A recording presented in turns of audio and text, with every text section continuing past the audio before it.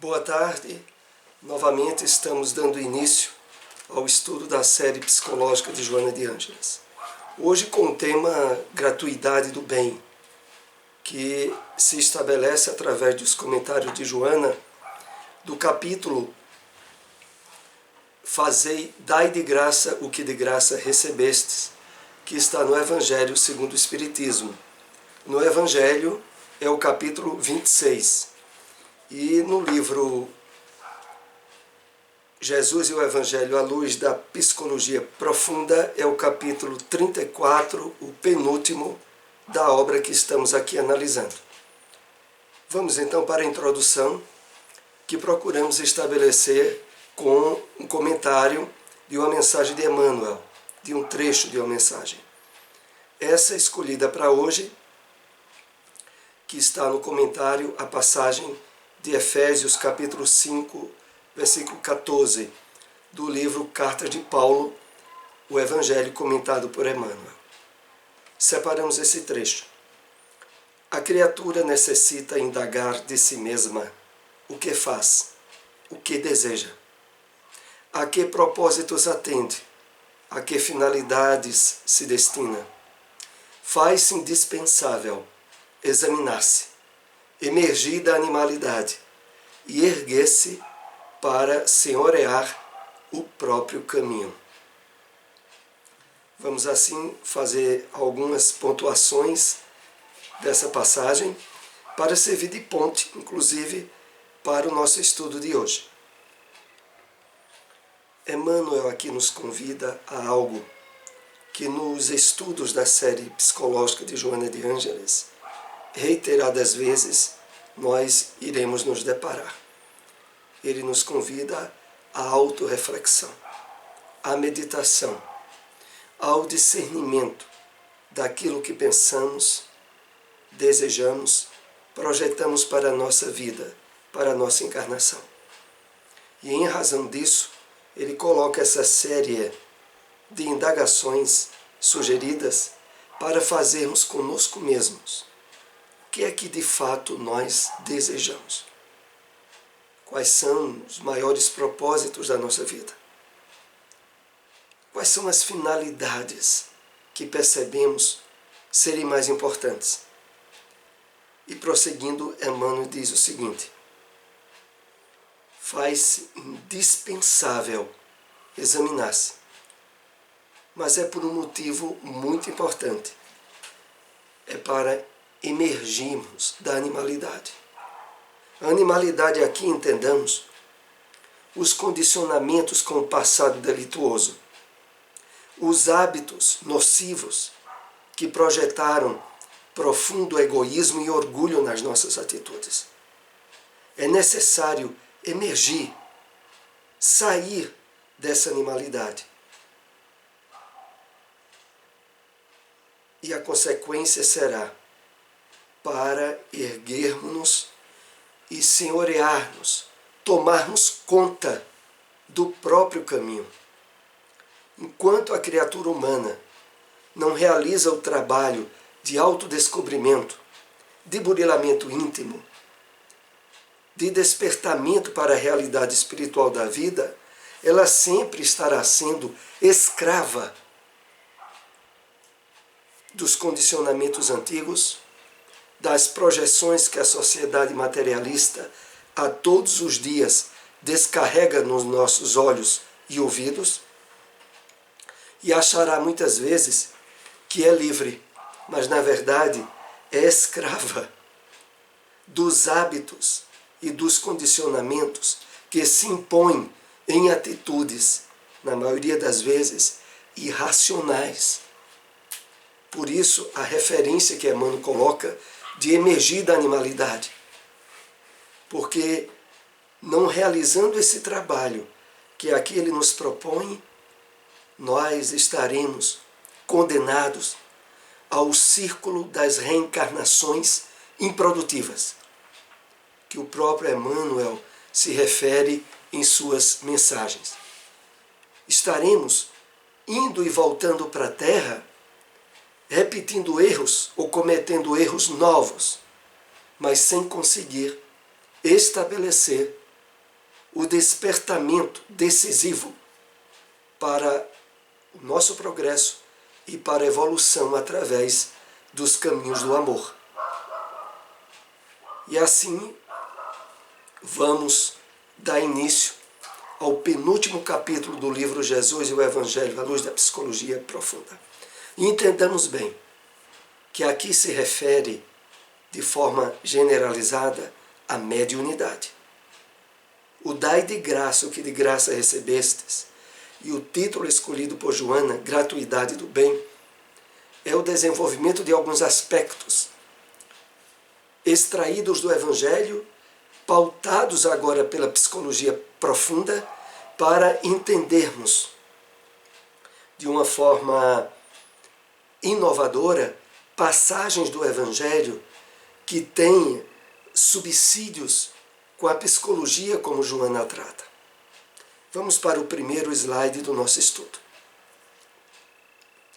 Se refere à passagem de Mateus, capítulo 10, versículo 8, que generaliza as possibilidades mediúnicas que os discípulos estariam vivenciando ao longo do seu apostolado. Restituir a saúde dos doentes, ressuscitai os mortos, curai os leprosos, expulsai os demônios, dai gratuitamente o que gratuitamente haveis recebido. Com base nessa passagem de Mateus, Joana vai trazer para nós considerações que a doutrina espírita veicula no Evangelho e que ela aprofunda mais com a visão da psicologia espírita. Jesus se refere à possibilidade de ressuscitar os mortos, despertando todos aqueles que se cadaverizaram no erro, havendo perdido contato com a existência, por estarem mergulhados nas sombras da ignorância e da criminalidade. Então aqui, a primeira consideração nova. Jesus não se dirige à humanidade perecível do corpo de carne. Ele se dirige ao Espírito Eterno e veicula as suas lições de uma forma transcendente, que ao mesmo tempo servia para aqueles espíritos encarnados que ele tratava, como também para os desencarnados.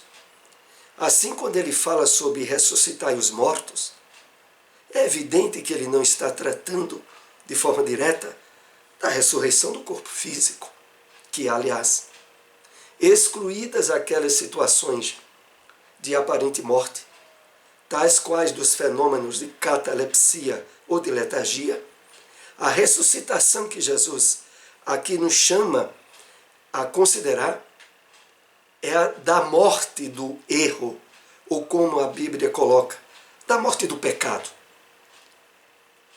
Porque enquanto o homem estabelece atitudes e padrões de comportamento que se chocam com a lei divina, das quais a base maior é a lei do amor, o homem, espiritualmente falando, está tomando ações e atitudes que refletem morte espiritual.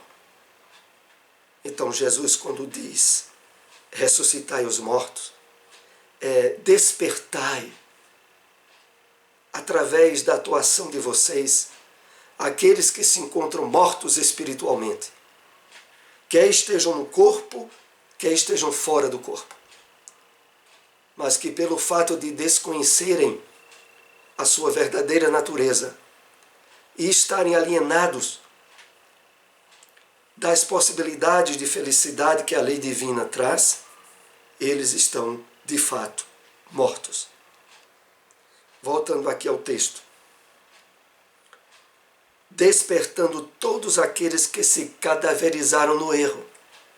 Porque, de fato, quando nós tomamos atitudes ou ações que se colidem, se chocam com a nossa consciência, naquele momento, nós estamos assumindo a morte espiritual. Nós estamos assumindo, naquela atitude, a chamada inconsciência, aonde negamos as advertências que a consciência nossa diz e nos permitimos, quer por condicionamentos do passado delituoso, quer às vezes estimulado por influências espirituais nocivas, a tomarmos atitudes que sabemos ser contrárias a nós. E nisso, o texto aqui chama de cadaverizar-se no erro. Havendo perdido contato com a existência, por estarem mergulhados nas sombras da ignorância e da criminalidade.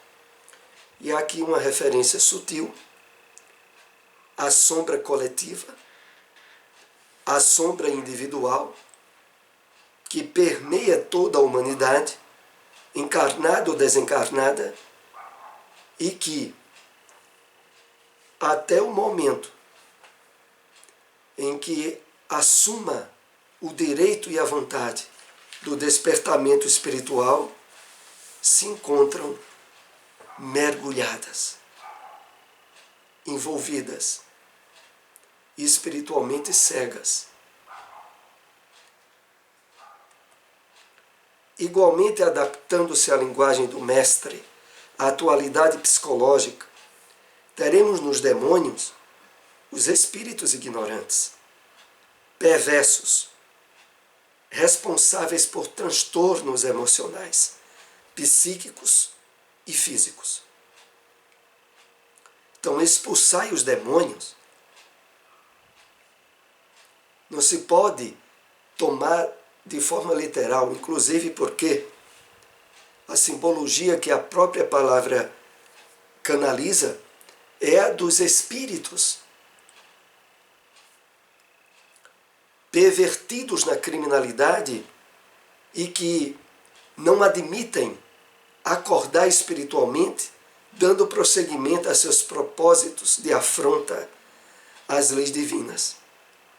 Então, em relação a esse grupo enorme de espíritos ignorantes, perversos, que o Evangelho, na palavra do Cristo, dirigia aos discípulos: expulsai os demônios. Que através da vivência do bem de forma profunda e absolutamente desinteressada, vós tereis condições de, pela palavra, afastar espíritos obsessores, possibilitar-lhe também o entendimento da verdadeira condição em que eles se encontram. É nesse sentido. Falando a pessoas mergulhadas na sombra densa, fazia-se necessária a utilização de linguagem correspondente ao entendimento.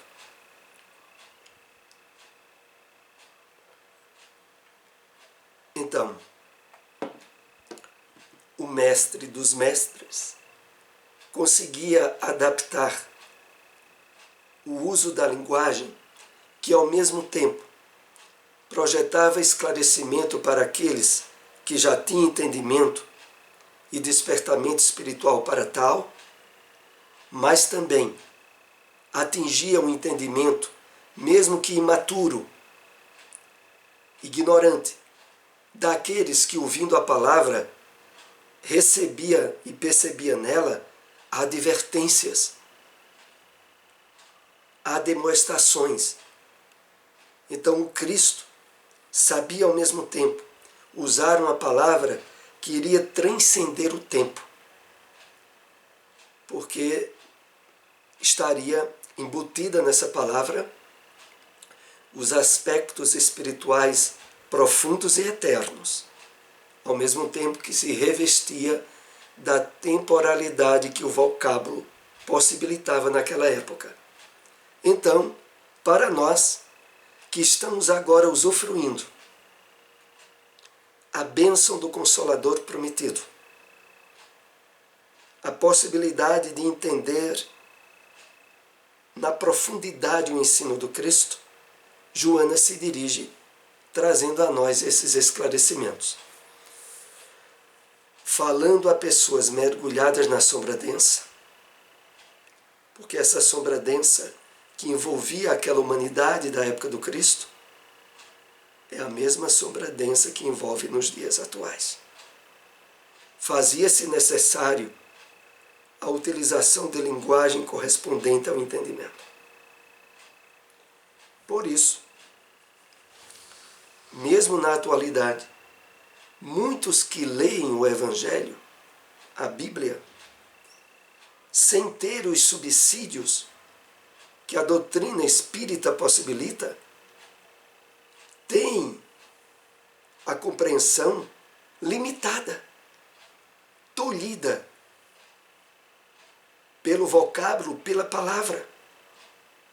Não foi por outro motivo que o apóstolo Paulo havia e já tinha colocado na carta aos Coríntios.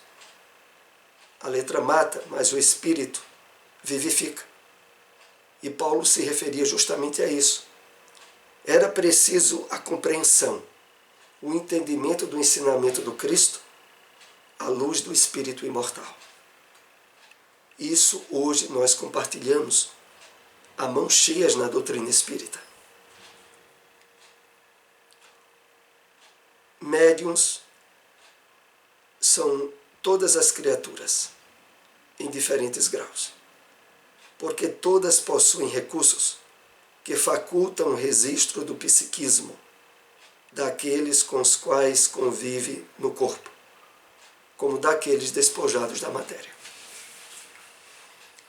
Importante percebermos, nesse parágrafo, o chamado que Joana de Ângeles expressa para todos nós, sem exceção. Na verdade, André Luiz, em inúmeros livros da série Vida no Mundo Espiritual, como Os Mensageiros, Missionários da Luz, ele coloca de forma taxativa e clara: todos somos médiuns, inclusive os espíritos desencarnados.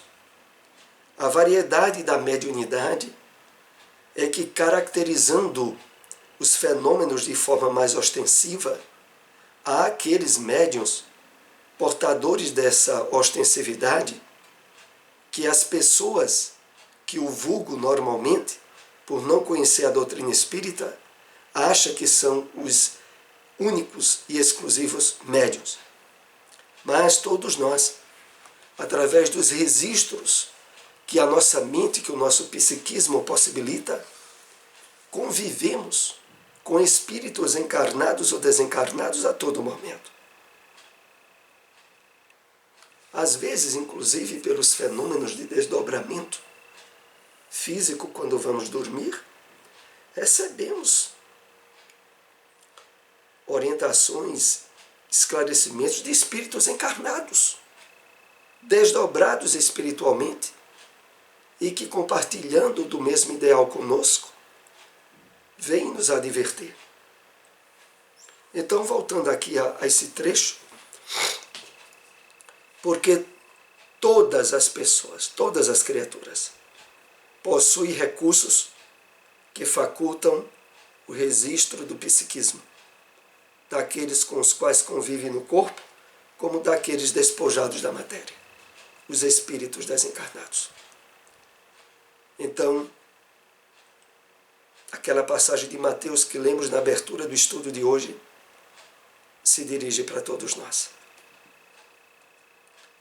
Os apóstolos, igualmente portadores de mediunidade, como demonstraram por diversas vezes, particularmente no dia de Pentecostes, quando foram alvo da admirável xenoglossia, que é o fenômeno da mediunidade de línguas, de um médium, através dessas possibilidades mediúnicas, expressar línguas totalmente desconhecidas dele na atualidade.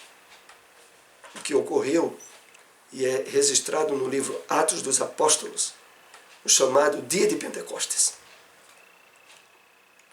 Nele, em Jesus, hauriam as energias necessárias para os cometimentos das curas físicas, psíquicas e principalmente morais, conduzindo todos quantos se beneficiavam ao encontro do si, liberando-se do ego perturbador e iluminando o lado sombra. Então aqueles, muitos, que foram alvos de curas pelos apóstolos, não se dava apenas o fenômeno da cura física. Aqueles que de fato aproveitavam da cura que obtiveram para a sensibilização à realidade nova que o Evangelho vinha através dos apóstolos, despertavam o si, o eu profundo, e começavam a perceber na experiência física objetivos que antes não haviam pensado. E desse modo, liberando-se do ego perturbador, iluminando o lado sombra. O lado sombra, o chamado inconsciente individual de cada um de nós. Isso também pode e deve acontecer nos dias atuais. Nos tratamentos, nas curas, realizadas através dos chamados fenômenos ocasionados pelos médiuns de efeitos físicos, médios de cura, e que, ao sermos beneficiados nessas circunstâncias, somos chamados de uma forma impactante ao despertamento espiritual do nosso ser. O ser real, perfeitamente sintonizado com as fontes geradoras da vida, planifica-se e engrandece-se, contribuindo de forma decisiva pela edificação da sociedade melhor. Vamos entender de forma mais detalhada essa mensagem que Joana nos dá. O ser real. Quem é o ser real? O Espírito eterno. A nossa individualidade. Quando está perfeitamente sintonizada com as fontes geradoras da vida, e essas fontes geradoras da vida são percebidas e encontradas na medida em que o nosso eu profundo vai acordando, planifica-se e engrandece-se.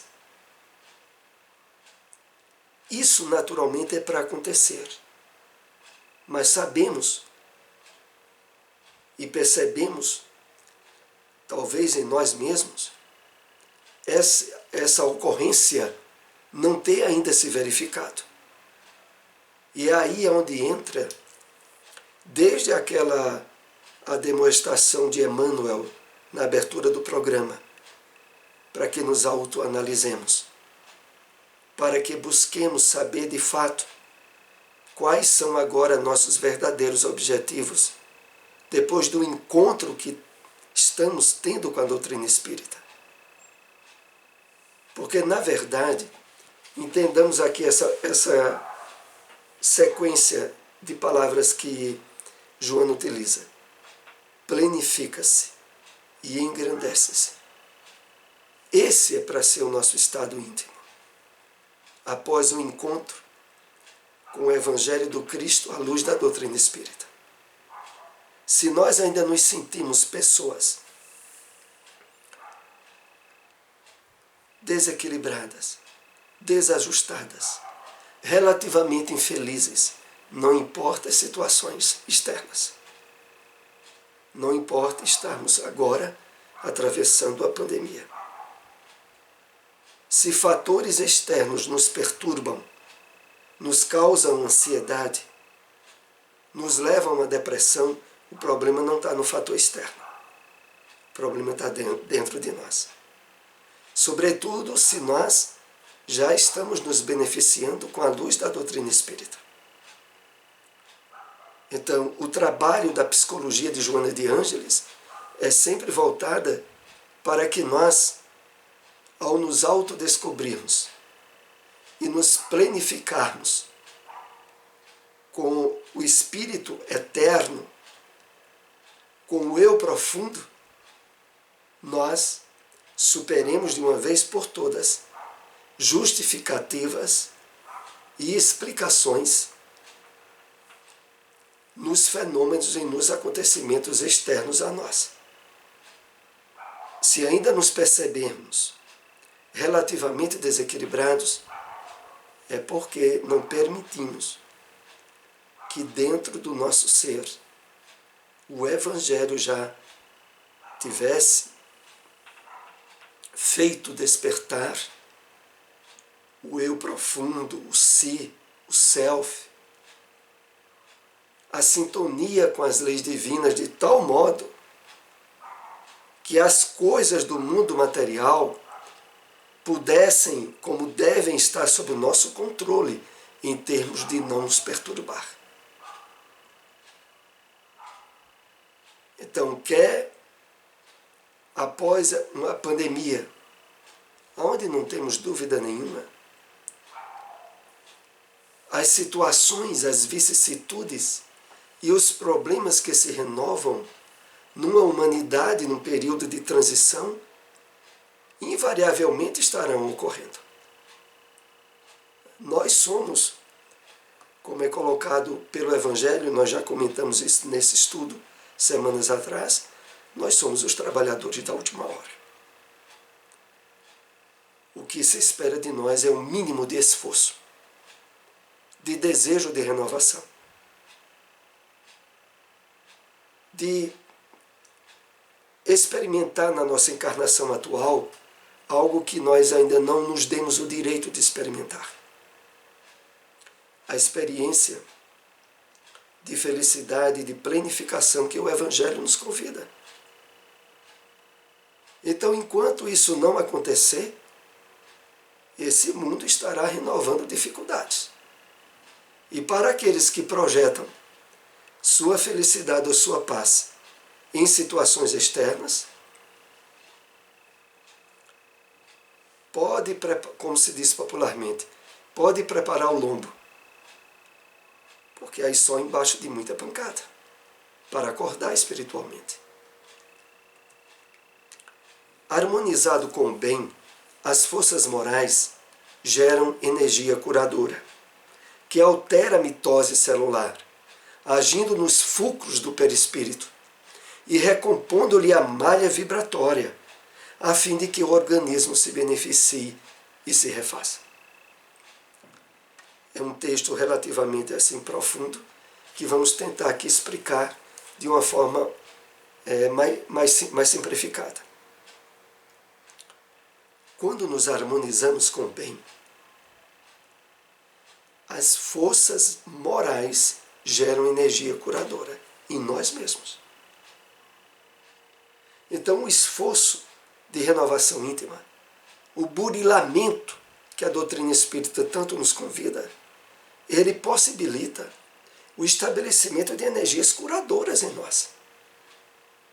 E que, como Joana coloca, altera a mitose celular, ou seja, vai no centro das nossas células estabelecer um novo processo de divisões, agora com células mais sadias, agindo nos fulcros, nos centros de força do perispírito e recompondo a malha vibratória.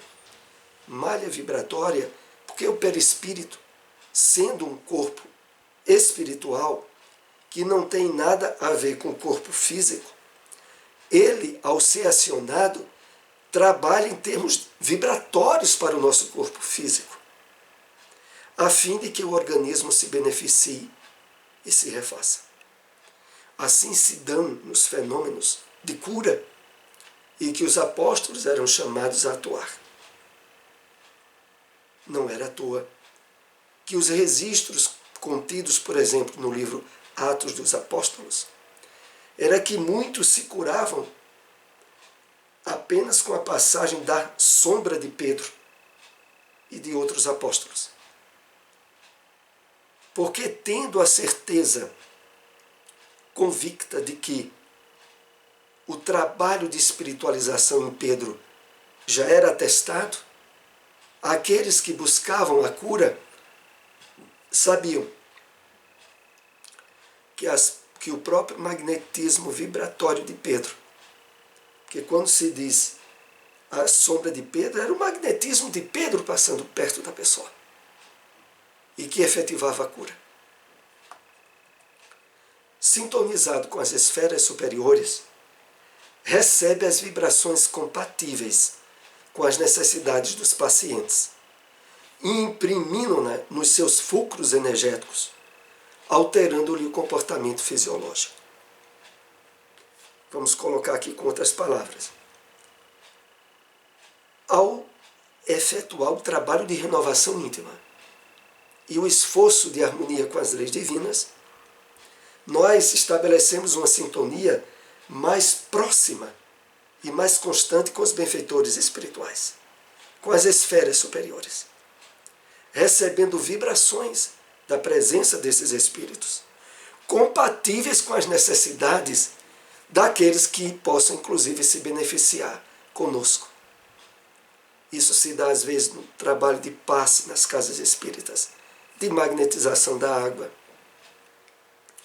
com as necessidades dos pacientes e imprime-na nos seus fulcros, nos seus centros energéticos, alterando-lhe o comportamento fisiológico. É o fenômeno da cura. Todo ele estruturado nesse capítulo, que faz referência ao dai gratuitamente o que gratuitamente recebestes. Concomitantemente, a renovação moral do enfermo faculta-lhe a fixação das energias saudáveis, que irão trabalhar o ser, proporcionando-lhe bem-estar e paz. Então, concomitantemente, simultaneamente, ao mesmo tempo, a renovação moral do enfermo faculta-lhe a fixação dessas energias saudáveis. É por isso que quando não há o trabalho de renovação naquele que se beneficia de um tratamento de cura ou de um passe, ele acaba anulando essa fixação e muitas vezes tem apenas uma sensação de bem-estar que depois não consegue manter em si. Faculta-lhe a fixação das energias saudáveis que irão trabalhar o ser, proporcionando-lhe bem-estar e paz. Exteriorizando a harmonia moral e equilíbrio espiritual, os médios assim constituídos conseguem expulsar os espíritos perversos, que neles veem verdadeiros exemplos de renovação. Aí nós vamos entendendo perfeitamente o expulsar os demônios. Porque os apóstolos, os discípulos, e agora o convite é também passado para nós, quando trabalhamos essa harmonia moral em nós, esse equilíbrio espiritual, há um campo vibratório e magnético que nos circunda e que é percebido pelos espíritos, sobretudo pelos espíritos perversos, e que veem, de fato, verdadeiros exemplos de renovação naqueles que estão usando a palavra para despertar esses espíritos para a realidade da vida. Esse é o último slide do nosso estudo dessa tarde. Jesus adverte que concede a todos aqueles que o sigam sinceramente os tesouros da transferência de saúde e paz, ressuscitando-os do túmulo da ignorância e do sono pesado a que se entregavam. Então nós vivemos numa humanidade que espiritualmente está dormindo, enceguecidas pelas vibrações do materialismo, habitadas no mundo de sombras, sombras do mundo externo e sombras do mundo interno. Mas, se permitir que a luz do Evangelho se projete para dentro delas, aí acordam desse túmulo que o materialismo estabeleceu, sai desse sono profundo e consegue, de fato, em termos espirituais, ressuscitar, acordar espiritualmente dentro da mesma encarnação.